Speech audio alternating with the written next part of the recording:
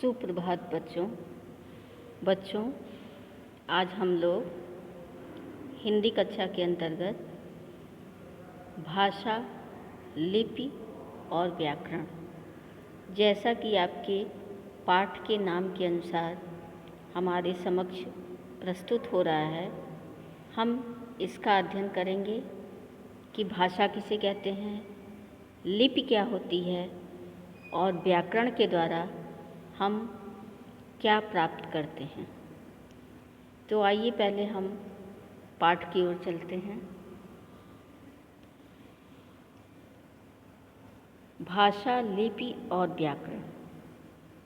बच्चों, जैसा कि हम पाठ में देख रहे हैं कि भाषा, लिपि और व्याकरण, तो पहले तो हम यह जानने का प्रयास करेंगे कि भाषा किसे कहते हैं।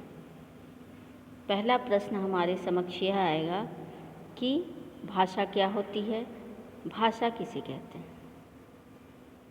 तो सामान्य रूप से हम कह सकते हैं कि जिस भाषा में हम पढ़ने का कार्य करते हैं, बोलने का कार्य करते हैं, उसे हम भाषा कहते हैं। एक तरीका यह भी हो सकता है कि मनुष्य समाज की एक इकाई है भाषा। भाषा के अंदर जो भाव होते हैं और इन भावों और विचारों को प्रकट करने के लिए हम जिस भाषा का प्रयोग करते हैं, सामान्य रूप से हम उसे ही भाषा कह सकते हैं। जैसा कि आपके पाठ में लिखा है कि भाषा मानव समाज के लिए अत्यधिक महत्वपूर्ण तत्व है। हम भाषा के माध्यम से ही अपने मन के भावों और विचारों का आदान प्रदान करते हैं। कहने का अर्थ यह है कि भाषा संप्रेषण का मुख्य साधन होती है। संप्रेषण अर्थात एक दूसरे के बीच मन के भाव का आदान प्रदान होना। यूँ तो संप्रेषण संकेतों के माध्यम से भी हो सकता है। गूंगा व्यक्ति संकेतों से अपनी बात समझाता है। रेलगाड़ी का गार्ड संकेत के लिए लाल हरी झंडी दिखाता है। छोटा बच्चा हंसकर या रोकर अपने भावों को अभिव्यक्त करता है। इन सभी को सांकेतिक भाषा का रूप होते हुए भी हम भाषा मान सकते हैं। अब बात यहाँ पे आती है कि भाषा शब्द की उत्पत्ति या भाषा किस धातु से बनी है। तो भाषा शब्द की भास धातु से बना है, जिसका अर्थ है बोलना। अतः हम बोलकर अथवा लिखकर अपने मन के भाव को अभिव्यक्त करते हैं और सुनकर दूसरों के भावों को समझते हैं। तो जैसा कि मैं आपको बता चुकी हूँ कि भाषा मनुष्य समाज की एक इकाई है भाषा। मनुष्य के मन के अंदर जो भाव होते हैं और मनुष्य जब इन भावों और विचारों को प्रकट करने के लिए जिस भाषा का प्रयोग करता है, सामान्य रूप से हम उसे ही भाषा कहते हैं। तो जैसा कि आपके पाठ से और मेरे बताने के अनुसार भी यह समझ में आता है कि भाषा हमारे मन के भावों को प्रकट करने का एक माध्यम है, एक साधन है, जिसके द्वारा हम अपने मन के भाव को दूसरों तक पहुंचाते हैं और दूसरों के मन के भावों और विचारों को जानने का प्रयास करते हैं। तो भाषा किसे कहते हैं, अर्थात भाषा भावों और विचारों के आदान प्रदान का साधन है। अलग तरीके से हम कह सकते हैं कि भाषा वह होती है जिसके द्वारा मनुष्य अपने मन के भावों और विचारों को दूसरों तक पहुंचाता है और दूसरों के भावों और विचारों को समझने का प्रयास करता है।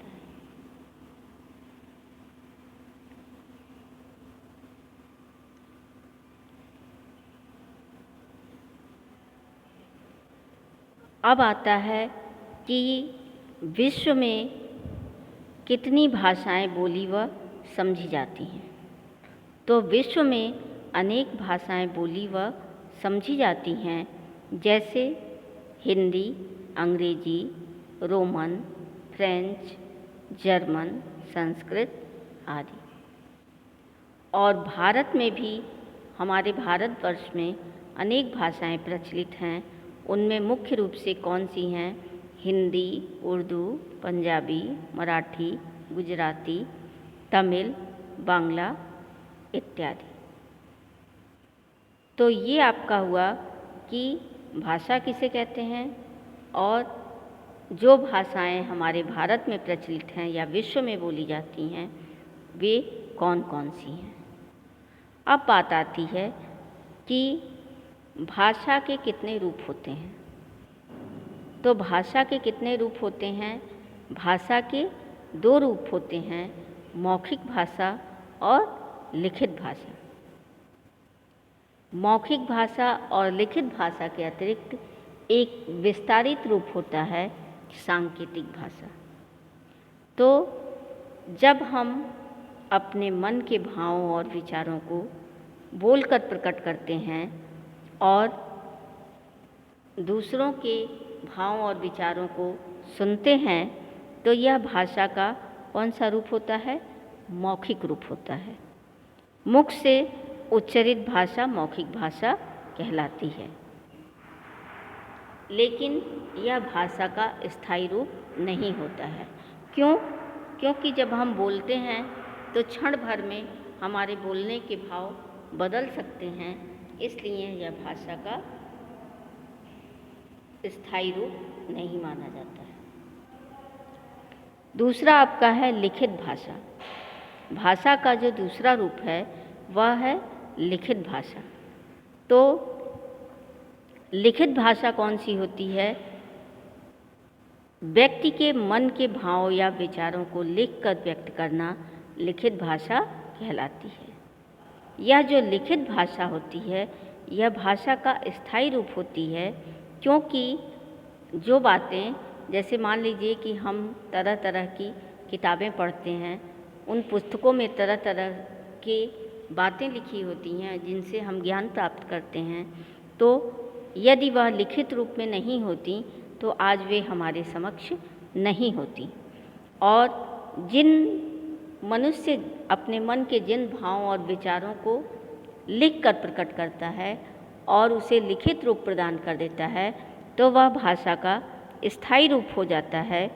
और यह भाषा जो है, जो लिखित भाषा का रूप है, यह हमारी हिंदी भाषा को मानकता प्रदान करती है। इसके अतिरिक्त आपके भाषा के कई रूप हमारे सामने आते हैं, जैसे मातृभाषा, राष्ट्रभाषा और राजभाषा। तो मातृभाषा क्या होती है? मातृभाषा वह होती है जिसे बच्चा अपने परिवार में रहते हुए अपने परिवार के सदस्यों से, माता पिता से बोलते हुए सीखता है, वह आपकी होती है मातृभाषा। राष्ट्रभाषा क्या है? यह वह भाषा है जो देश के अधिकांश नागरिकों द्वारा प्रयोग में लाई जाती है और हिंदी को हमारे भारत की राष्ट्रभाषा के रूप में स्वीकार किया गया है। तीसरा आपका है राजभाषा। राजभाषा का प्रयोग सरकारी कामकाज के लिए होता है, जो हमारे कार्यालयों में प्रयोग होती है, जो हमारे सरकारी कार्य होते हैं उनके लिए राजभाषा का प्रयोग किया जाता है। भारत के संविधान में हिंदी को राजभाषा के रूप में मान्यता कब मिली? 14 सितंबर 1949 को हमारी हिंदी भाषा को मान्यता प्रदान की गई और अंग्रेजी को भी उसके सह राजभाषा के रूप में प्रयोग किया गया। कि कहीं कहीं हमारे अंग्रेजी भाषा का प्रयोग भी हो जाता है। तो हिंदी भाषा को राजभाषा के रूप में मान्यता कब मिली? 14 सितंबर 1949। अब आपने देखा कि भाषा के कितने रूप होते हैं? तो भाषा के दो रूप होते हैं, लिखित और मौखिक। इसके अतिरिक्त विस्तारित रूप से जब हम संकेतों के माध्यम से कोई बात कहते हैं तो वहाँ पे सांकेतिक भाषा का प्रयोग किया जाता है। अब यह प्रश्न उठता है कि क्या भाषा का रूप स्थायी भी होता है? नहीं, भाषा का रूप कभी भी स्थायी नहीं हो सकता है। क्यों नहीं हो सकता है? क्योंकि भाषा में परिवर्तन होते रहते हैं और उसका एक अस्थायी रूप होता है।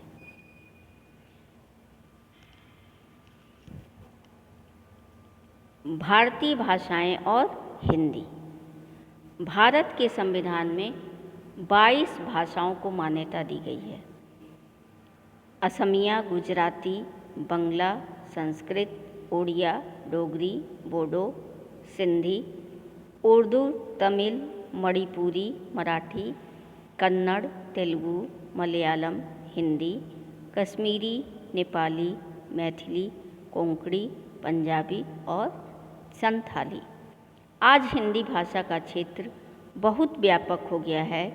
विश्व के 150 से भी अधिक विश्वविद्यालयों में हिंदी का अध्ययन अध्यापन का कार्य होता है। इसके अतिरिक्त हमारे समक्ष एक प्रश्न यह भी आता है कि हमारी हिंदी भाषा की उत्पत्ति कैसे हुई? तो हमारी हिंदी भाषा की उत्पत्ति का मूल अर्थात जड़ जो है वो क्या है? संस्कृत भाषा है। हमारे हिंदी भाषा की उत्पत्ति संस्कृत भाषा से हुई। बाद में पाली, प्राकृत और अपभ्रंश भाषाएं आईं और उसके बाद हमारी हिंदी भाषा का प्रचार प्रसार संभव हुआ। भाषा और बोली।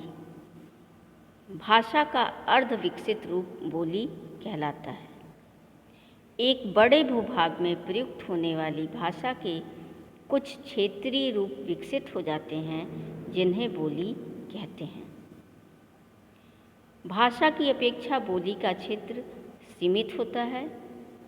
आमतौर पर बोली का संबंध बोलने तक सीमित रहता है और इसमें लिखित साहित्य नहीं होता। कई बार बोली विकसित होकर लोकगीत, लोक कथा आदि विभिन्न रूपों में की गई रचनाओं के माध्यम से भी सामने आती है। हिंदी भाषा की 18 बोलियां प्रचलित हैं। पहले ब्रज, अवधी, मैथिली बोलियां ही थीं जो अब विकसित होकर साहित्यिक भाषाएं बन गई हैं। हिंदी भाषा की प्रमुख बोलियां इस प्रकार हैं। बच्चों, इन प्रमुख बोलियों को जानने से पहले हम एक बार फिर बोली की परिभाषा आपके सामने समझाने का प्रयास करेंगे कि बोली किसे कहते हैं। एक सीमित क्षेत्र में बोली जाने वाली भाषा के स्थानीय रूप को बोली कहते हैं। अर्थात भाषा का एक सीमित अथवा अविकसित रूप बोली है। बोली और भाषा के अंतर को समझते हुए हम यह कह सकते हैं कि भाषा का रूप व्यापक होता है, उसमें परिवर्तन होते रहते हैं, जबकि बोली एक स्थानीय रूप से बोली जाने वाली बोली है और एक सीमित क्षेत्र में बोलने के कारण इसे बोली का रूप दिया गया है। हिंदी भाषा की प्रमुख बोलियां इस प्रकार हैं। पश्चिम में हरियाणवी, खड़ी बोली, ब्रज भाषा, बुंदेली और राजस्थानी। पूर्व में अवधी, छत्तीसगढ़ी, बघेली, भोजपुरी और मैथिली। उत्तर में गढ़वाली और कुमाऊनी अर्थात पहाड़ी बोलियां। दक्षिण में दक्षिणी हिंदी। तो ये थे भाषा के जिन जिन क्षेत्रों में बोले जाने वाली बोलियां हैं, भाषा और बोली। अब आपके समक्ष आता है लिपि। लिपि किसे कहते हैं? भाषा को लिखने के लिए हम जिन चिन्हों का प्रयोग करते हैं उसे लिपि कहते हैं। हमारी हिंदी भाषा की लिपि देवनागरी है। जैसा कि आपके पाठ में लिखा हुआ है कि वर्णों का उच्चारण ध्वनियों से होता है। ध्वनि को लिखने के लिए कुछ चिन्हों की आवश्यकता होती है। ध्वनि का लिखित रूप ही लिपि है। कहने का अर्थ यह है कि ध्वनियों को लिखित रूप देने के लिए निश्चित चिन्हों की व्यवस्था को लिपि कहते हैं। प्रत्येक भाषा की अपनी लिपि होती है। जैसे जो हमारी हिंदी भाषा है, तो हमारी हिंदी भाषा की लिपि देवनागरी है। देवनागरी लिपि का विकास किससे हुआ है? देवनागरी लिपि का विकास ब्राह्मी लिपि से हुआ है। इसे बाएं से दाएं लिखा जाता है। वैसे किसी भी भाषा को किसी भी लिपि में लिखा जा सकता है। जैसे हिंदी को रोमन लिपि में, यदि हम हिंदी भाषा को रोमन लिपि में लिखेंगे तो उसे उसी रूप में उसको रोमन लिपि के माध्यम से लिखेंगे। जैसे आया सावन झूम के। तो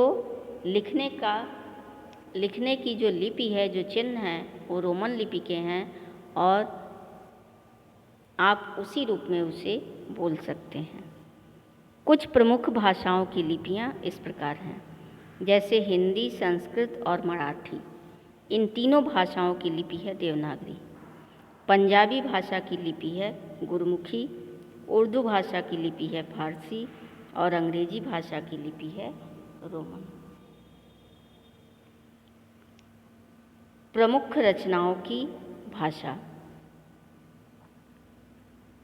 अब यहाँ पे कुछ प्रमुख रचनाएं दी गई हैं, जैसे रामचरितमानस, कामायनी, प्रिय प्रवास, अंधेर नगरी, सूरसागर, साकेत, पद्मावत और मानसरोवर। रामचरितमानस के रचयिता हैं तुलसीदास। यह किस भाषा में लिखी गई है? अवधी भाषा में। सूरसागर सूरदास की रचना है और इसे ब्रज भाषा में लिखा गया है। कामायनी जयशंकर प्रसाद की रचना है और इसे हिंदी भाषा में लिखा गया है। साकेत मैथिली शरण गुप्त की रचना है और इसे हिंदी में लिखा गया है। प्रिय प्रवास अयोध्या सिंह उपाध्याय हरिऔध की रचना है, इसे हिंदी भाषा में लिखा गया है। पद्मावत मलिक मोहम्मद जायसी का एक ग्रंथ है और इसे अवधी भाषा में लिखा गया है। अंधेर नगरी भारतेंदु हरिश्चंद्र की रचना है, इसे हिंदी भाषा में लिखा गया है। मानसरोवर प्रेमचंद की रचना है और इसे हिंदी भाषा में लिखा गया है। अब आता है व्याकरण। व्याकरण किसे कहते हैं? हमारे सामने यह प्रश्न उठता है कि व्याकरण किसे कहते हैं। तो किसी भी भाषा के शुद्ध रूप को लिखने के लिए या बोलने के लिए जो नियमों को बताता है, तो नियमों को बताने वाले शास्त्र को हम व्याकरण कहते हैं। किसी भी भाषा को लिखने के लिए उसके व्याकरण का ज्ञान होना आवश्यक है। अब आपके पाठ में देखिए क्या लिखा है कि व्याकरण वह शास्त्र है जो हमें भाषा के शुद्ध रूप का ज्ञान कराता है। व्याकरण के शुद्ध व्यवहार के लिए हमें कुछ नियमों की आवश्यकता होती है। ये नियम हमें व्याकरण के द्वारा ज्ञात होते हैं। नियमों की निश्चित व्यवस्था ही व्याकरण है। जैसे हम कहते हैं कि मेरे को तेरे को कुछ चाहिए, तो यह वाक्य आपके सुनने में और समझने में क्या सही लग रहा है? नहीं। तो मुझे तुमसे कुछ चाहिए, इस बात का ज्ञान कौन कराता है हमें? व्याकरण। तो वाक्य को हम सही और शुद्ध रूप में लिखें और सही और शुद्ध रूप में बोलें, इसका ज्ञान हमें व्याकरण के माध्यम से प्राप्त होता है।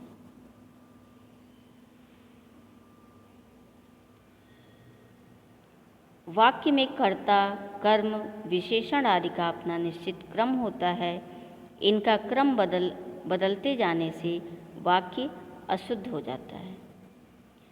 जैसे आप जानते हैं कि हमारे हिंदी भाषा के अंतर्गत संज्ञा, सर्वनाम, विशेषण, क्रिया, वाक्य, पद, ये सारी चीज़ें हम पढ़ते हैं, लेकिन कब किसका प्रयोग हमें कहाँ करना है, संज्ञा का प्रयोग हम किस प्रकार से करेंगे, सर्वनाम का प्रयोग हम कहाँ करेंगे, क्रिया क्या होती है, इन सारी चीज़ों का ज्ञान हमें किसके माध्यम से प्राप्त होता है, व्याकरण के माध्यम से।